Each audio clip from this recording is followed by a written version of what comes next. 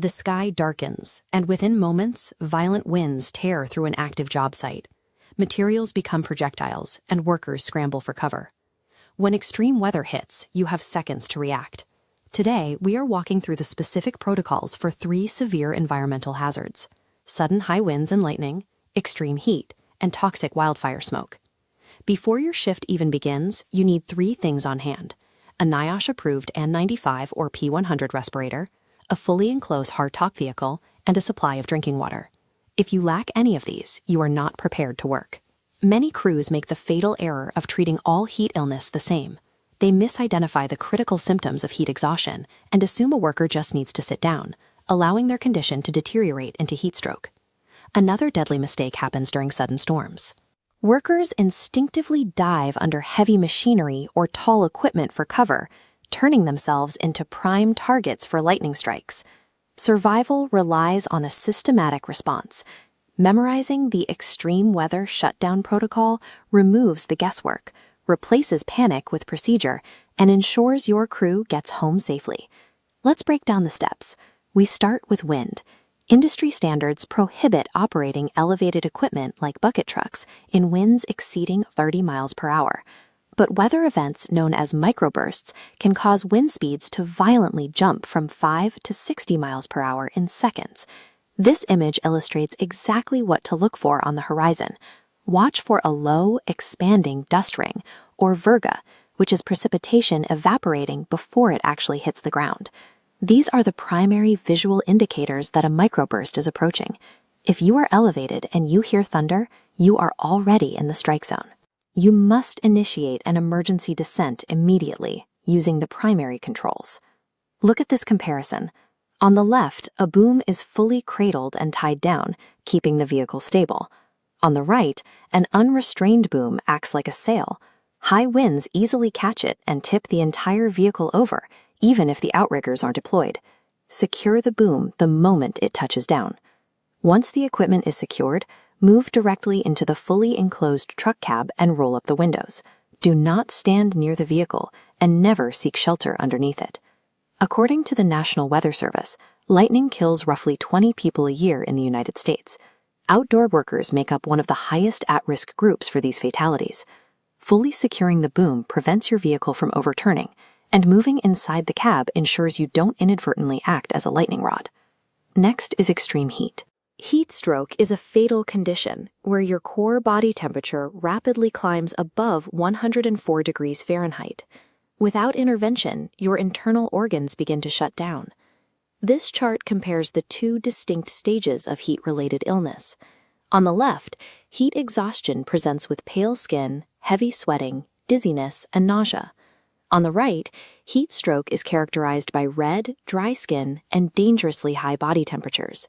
Pay close attention to these transition symptoms. If a worker exhibits confusion, an altered mental state, or an absolute inability to sweat, they have crossed into heat stroke. Call 911 immediately. While waiting for the ambulance, move the worker to a cool, shaded place. Remove excess clothing and aggressively cool them down by applying cold water or ice packs directly to their armpits, groin, and neck. Consider an OSHA case study regarding a 42-year-old roofer. It was his 3rd day on the job. The temperature was 86 degrees. He told his crew he felt hot and sick, climbed down from the roof, and went to sit by himself in the sun. When his coworkers checked on him a few minutes later, he was already showing symptoms of heat stroke. He later died at the hospital. The crew made 2 fatal mistakes.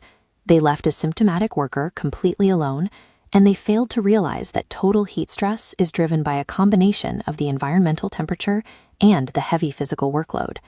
Never wait for symptoms to worsen. Stepping in early with water, rest, and shade at the heat exhaustion stage is the only reliable way to stop a minor strain from escalating into a fatal heat stroke. Finally, we address toxic air. When shifting winds blow wildfire smoke toward your worksite, the local air quality index can rapidly spike over 151.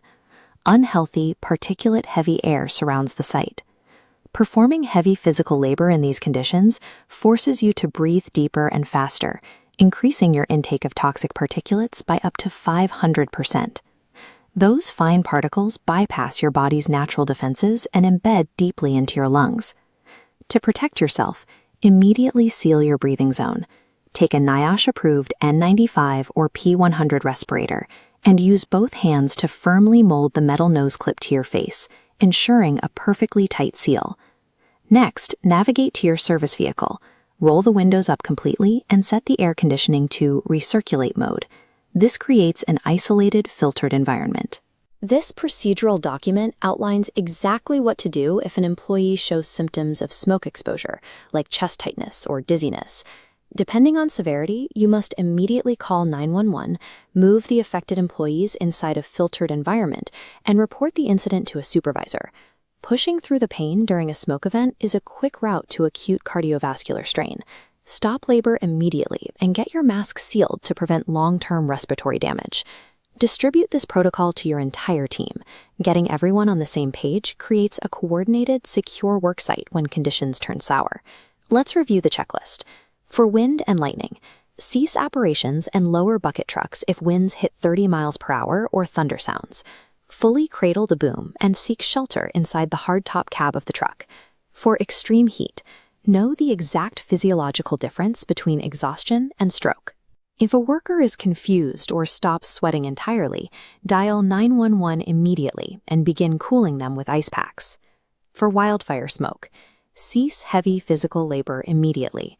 Seal your NIOSH respirator with both hands and retreat to a vehicle with the AC set to recirculate. Mastering these steps ensures you control the situation instead of reacting to it. Execute the checklist, protect your crew,